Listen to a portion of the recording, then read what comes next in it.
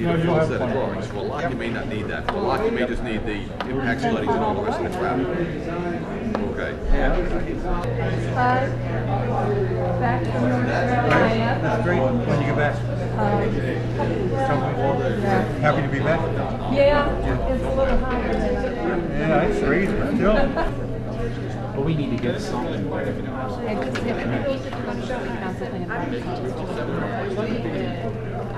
It gets overwhelming. It does, very much so. Yes, you too. Oh, you put that together? But listen, you don't have nothing you can put out the bid yet. $1.3 million. You got a permit and a can of worms. Oh, you're having your business meeting after this. Yeah, that was the CDM. What again? If everybody in here voted for each one, we'd probably have a tie. But however, Connie Mack couldn't show up, and he thinks he's the winner. So I don't know what we're going to do. I'm going to let Marilyn introduce, and she's going to ask the questions, give the rules, and I'll keep the time. Marilyn? Okay. The format is 3 minutes opening in alphabetical order. Questions will be 1 minute answers. 2 minute close in reverse alphabetical order. And so the first candidate we have is Jeff George. Jeff George lives in Cape Coral but was born in 1968 in Warren, Ohio.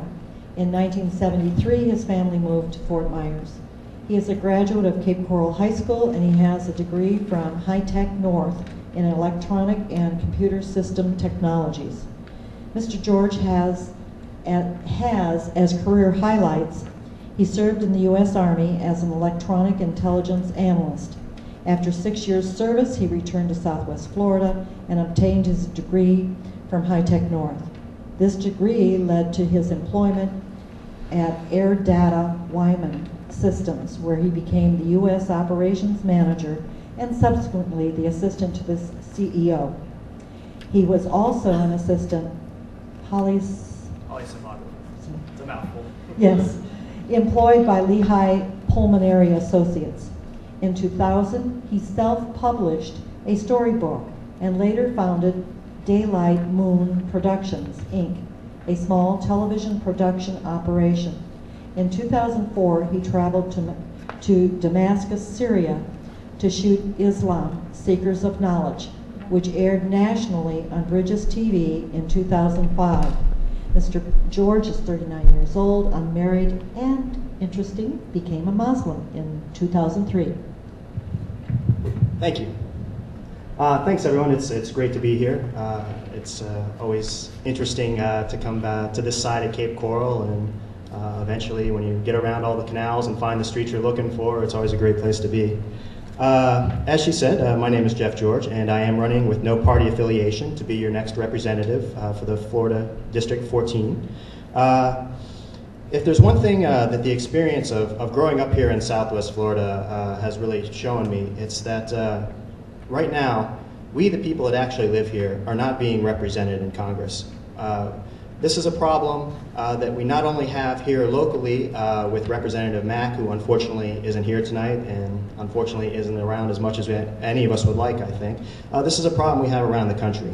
And we've all been suffering in recent years because we have a federal government run with a corrupt election system that's hopelessly divided along party lines. It's brought us nothing but the threat of war without end, failed energy and environmental policies, irresponsible government spending, and a disastrous, unregulated casino-style economy based on nothing more than more and more debt. Now, the majority of us here in Cape Coral, we're at ground zero for some of the economic problems that we're having right now, and all of us, we're struggling to keep our homes, to pay our medical bills, to feed our families, or even just to buy enough gas to get to work. And all the while, special interests are pouring hundreds of millions of dollars into a corrupt system of campaign financing that guarantees when they make mistakes, they get bailed out, and we're the ones holding the bag. It's time for that to change. It's time for we, the people, to take back the government and reassert our fundamental rights and freedoms guaranteed us by the Constitution of the United States. Because the genius of that document is that it was written to prevent a wealthy, hereditary class of career politicians from ever wielding absolute power over the American people. Now, every candidate, when they're running against an incumbent, we all come up here and we all say the same thing. We all say, hey, a vote for me is a vote for change. We say, I'm going to go out there and I'm going to fight corruption. But the question is how do you actually verify that? So what we're doing is a little different with our campaign. You'll see Damien back there, and he's got the camera. And everything that I do and say on the campaign trail is recorded for you to see online. You can come check us out at jeffgeorgeforcongress.com, and I look forward to your questions.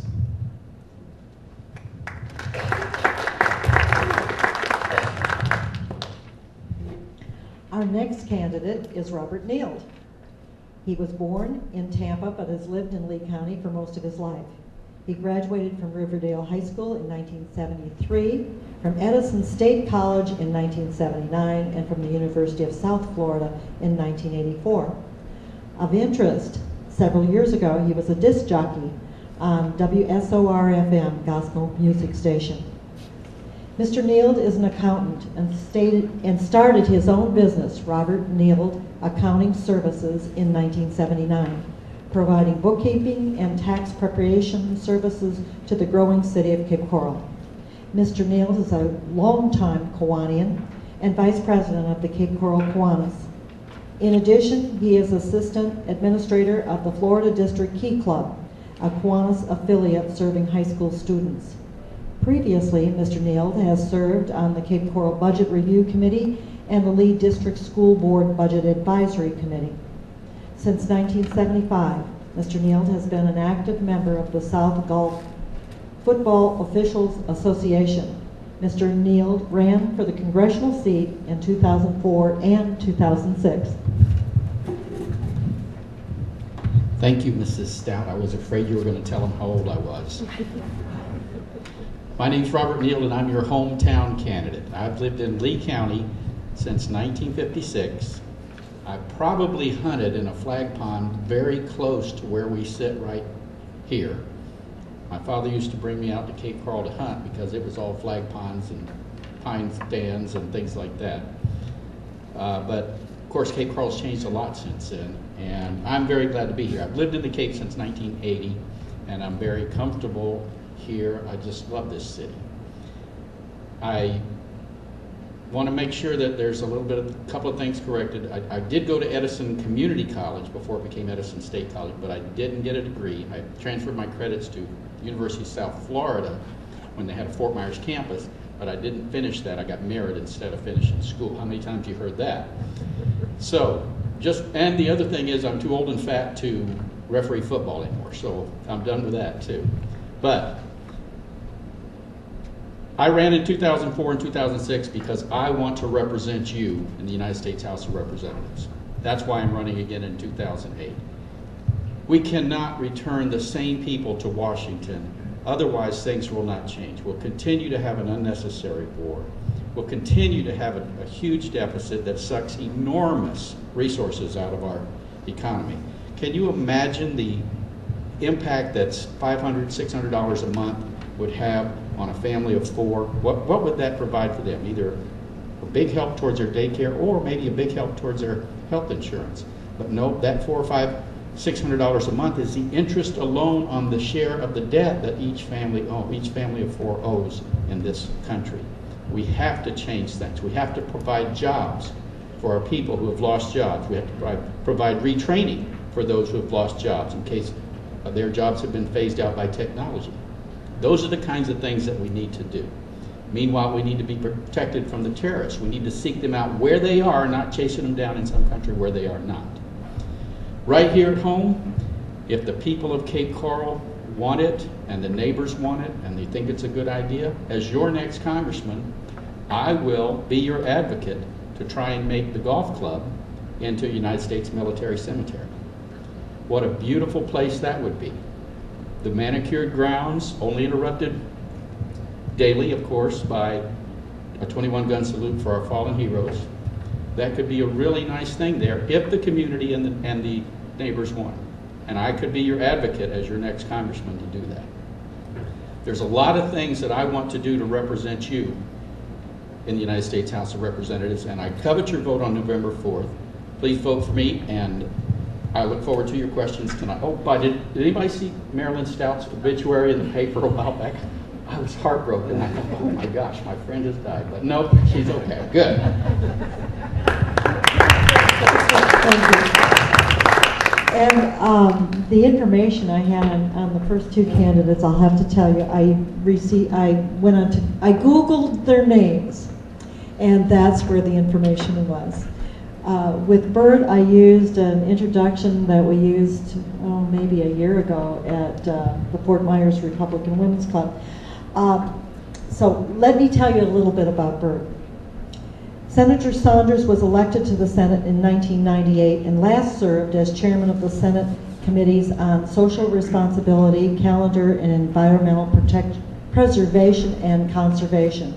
He also served on the Senate Committee on Health Policies, Health and Human Services Appropriations, Commerce, Judiciary, Responsible Regulation Policy, Rules, and Education Facilities Appropriations. Senator Saunders serves on the Select Committee on Property Insurance Accountability and the Joint Committee on Everglades Oversight. Additionally, Senator Saunders serves on the Board of Directors of Enterprise Florida. Senator Saunders has a lengthy history of public service. Prior to serving in the Senate, he served in the Florida House of Representatives for 4 years and the Board of Collier County Commissioners for 8 years. Senator Saunders is an attorney of counsel with Gray Robinson. He attended the University of South Florida as an undergraduate and received his law degree from William & Mary Law School. Senator Saunders earned a Master of Laws degree in Ocean and Coastal Law from the University of Miami. He is married to Dr. Lillian Love. They have 3 sons, Frank, and twins, Matthew and Jonathan. Marilyn, thank you very much. It's been a high honor for me to represent this area in the Florida Senate for the last 10 years. As all of you know, I have my Senate office here in Cape Coral. Randy Rossetti is my legislative aide, and probably many of you have had some contact with the office. I mention that because as your elected congressman, I can assure you of a couple things. Number one, I will respond to your request for information. I will have an office that will serve this community. I will have an office that will work for the betterment of this community, and we'll have an office right here in Cape Coral. Now, I don't believe in negative campaigning, but I want to read a statement to you that explains why I'm running for the United States House of Representatives. This is not my statement. This was in the Collier Citizen newspaper today. It was an endorsement of my run for Congress. And I want to read this because I think it says everything that really has prompted me to run. It says, U.S. Congress District 14, Naples Bert Saunders, current Republican running as an independent, will do the most to clean up a congressional seat held by incumbent Connie Mack. Mack represents what we deplore in lifetime members of Congress. His integrity shows in the way he campaigned as a family man, then ditched his wife and kids to marry a celebrity. On the political side, he squeezes local politicians to drop their agendas to satisfy the big donors at the cost of our needs. I think it's important to understand that what prompted me to run in this race was the fact that our congressman really is not part of our community. He lives in Southern California. He has a house here, an apartment here in Fort Myers, but really provides very little service to our constituents. Most importantly, however, is his voting record, and I would encourage you to take a look at that. Now, I would also encourage you to take a look at my voting record, what I've done for the last 10 years in the Florida Senate. You can find that at myflorida.com. Also, you can take a look at my issue papers at bertsaunders.com. The other reason that I'm running for Congress is simply to help end the partisan bickering that has resulted in gridlock in the United States Congress. Congress has an approval rating of 9%, and that's because of the partisan bickering. It's because nothing seems to get done. I want to get there and work on issues such as energy independence. I did the energy bill for the Florida Senate. We need to do the same thing at the national level. I want to work on issues like immigration reform. We know how important it is to have a workable immigration policy, and yet there's no discussion about that anymore. I want to work on issues such as health care. Healthcare is in crisis in this state and in this country. And if this country doesn't do something soon to fix our healthcare problems, you're going to start seeing safety net hospitals like Lee Memorial starting to run into financial problems and perhaps even closing their doors. I want to work on issues like fixing our economy. I am convinced that the reason that we're having problems with our financial institutions and our banking industry is because of the lack of reasonable regulation. So as your congressman, I'll work on these issues to find problems, and I'll also be here to serve our constituent needs. Thank you very much. Several of these questions you can probably answer with a yes or no or a very short answer. If elected, on which side of the aisle will you be seated? And if you're willing to, would you tell us which candidate you support for president? Wait a minute. Hand it. Hand it to me. Oh, okay. Don't hang one. Okay. That's a very good question. I am a registered Republican. I've been a registered Republican and an office holder for the last 22 years here in Southwest Florida. I will caucus with the Republicans. I will support the Republican leadership team. I have that on my webpage. I have that in all the literature that I hand out. I will be voting for John McCain and Sarah Palin. I believe that they are the best hope that we have to direct the ship of the state in the correct direction, and I'm very proud to support the Republican ticket. I, as you might expect, will caucus with the Democrats. So I guess I'll be sitting on the left. Oh, I'm sorry, this is your left. I'll be sitting on the left, caucusing with the Democrats, and trying to rescue our country from the direction that it has taken over the past 12 years, 14 years, and get us back onto a path to prosperity. I do not support Senator McCain or his running mate, Sarah Palin. Thanks. I'm running with no party affiliation for a very good reason. I think partisan politics, the way that they're conducted today, is a big part of the reason we have the mess that we have today. And so, as someone with no party affiliation, I am at this time not committing to either caucusing with the Republicans or the Democrats, because I'm going to vote my conscience no matter what. And so what I'm going to look at is which side of the aisle can basically offer the best deal for the people of Southwest Florida.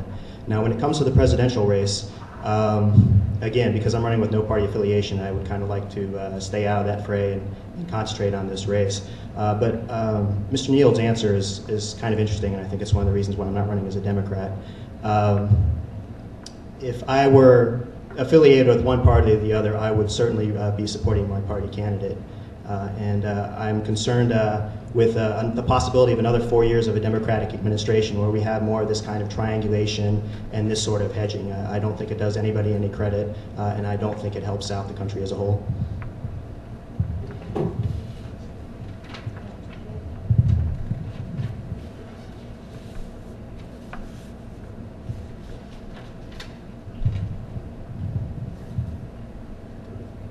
Given the recent problems at AIG and the past of the giant, or I'm not sure what this sentence says, that was federally overseen failing, but the part of the giant that was federally overseen failing, but the parts regulated by the states are strong and solvent.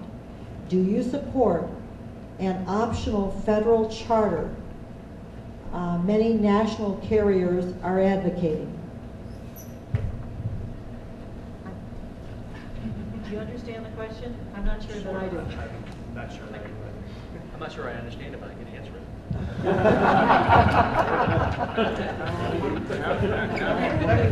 Let's let her rephrase it, okay? Go ahead. Okay, here we go.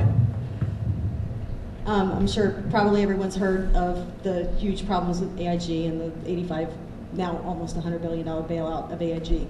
There's two parts of AIG. They're a huge giant, but part of their business is in securities and financials. The other part of their business is in insurance. The part of the company that was federally overseen is failing miserably and is causing this $100 billion bailout. The other parts that were state regulated are solvent and in good condition. given that information, there are some national insurance carriers who are advocating in what's called an optional federal charter. In other words, they want to be federally overseen instead of being governed by the states. So do you support that position? Did we start this way this last time? Okay, yes. It sounds like to me that the states regulate and the Fed does not. And if that's the case, and the securities portions that are failing because they're not regulated, no wonder the insurance companies want to be federally regulated, because there is no federal regulation. Of course, right now the states regulate the insurance companies, which is why nobody wants to do insurance in Florida. How many of you got canceled by your property insurance carriers? Quite a few, yeah. You know why? Because they're pulling out. They don't want to take the risk. They only want the good policies. They don't want to, you know, only the things that make money for them. They're not interested in the other things. I can support a level playing field. If you want it to be federally regulated, that's fine, but everybody's going to sell all this kinds of insurance. I can support a state level playing field. Doesn't matter to me as long as the playing field is level. So either way is fine as long as the playing field is level. This stuff, once in a while you have this policy and once in a while you don't, that's not a good thing. The Founding Fathers had a tremendous idea when they formed this union. The federal government has the powers that are specifically enumerated in the Constitution, and all other powers are reserved to the states and to the people. And so we have in this country, and I think Florida is a great example of that, states that do a wonderful job in regulating the things that they have to regulate. If it's, for example, issues dealing with Medicaid, things like that that are regulated at both the federal and state level, the states really are developing the programs that work for the country. And so in terms of AIG, I would be wholeheartedly opposed to having insurance companies having a federal charter that would take away from the regulation of the insurance industry our states, because our states are the levels of government that you can at least access and have some impact in terms of changing. The issue of the aspects of AIG that are collapsing, I think are indicative of all of the other financial companies, all the other banking institutions that are collapsing because of the lack of federal regulation. This goes back to the Bill Clinton administration. The deregulation of the banking industry and the financial markets has resulted over the last 15, 16, 17 years to the point where we are now. We need to shore up the banking industry, and then we need to, again, engage in reasonable, rational regulation of the financial markets and the banking industry to make sure that this tragedy doesn't happen again.